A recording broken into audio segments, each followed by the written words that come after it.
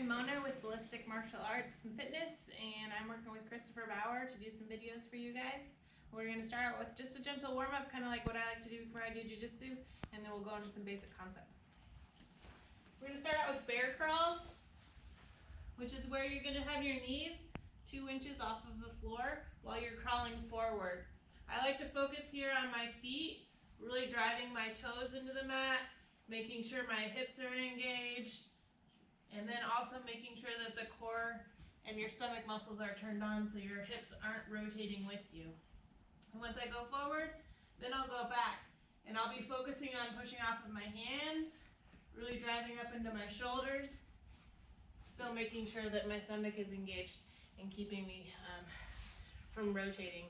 It's a really good, as you can tell, movement to just get your heart rate going, to get your blood flowing, get things moving. So you can do that depending on what space you have, out on your lawn, around about your house, however that works, to kind of just feel like you're warmed up and ready to go to the next thing, which is going to be a lunge with a pull and a push. So I'm going to lunge forward. I'm going to pull my arm back behind me, trying to put my elbow into my pocket, and then I'm going to reach forward. I'm going to lunge again. I'm going to pull my elbow behind me, trying to put it into my back pocket, and then I'm going to reach forward. I'll do 5 to 10 of those as I move forward, just focusing on the twisting of the spine, pulling back, reaching forward. And then I'll go on to an iron cross, which is laying flat on your back. Palms will be down, right leg up, left leg straight, and just let it fall over. You're not really worrying about the movement of the upper body at this point in time.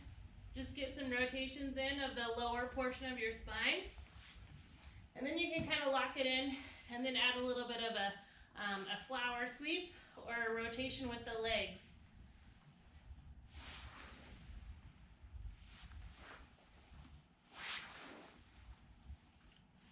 So you can do that as fast or as slow as you would like. Just getting your lower body and your hips ready to roll. And then following that, we'll do some knee fall-ins.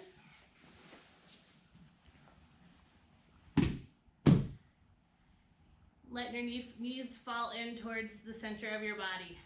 Again, opening up your hip flexors and the sides of your hips. And then you can do 10 to 20 of those, depending on how well that movement works for you. And then we're going to go into a 90-90 sit-out.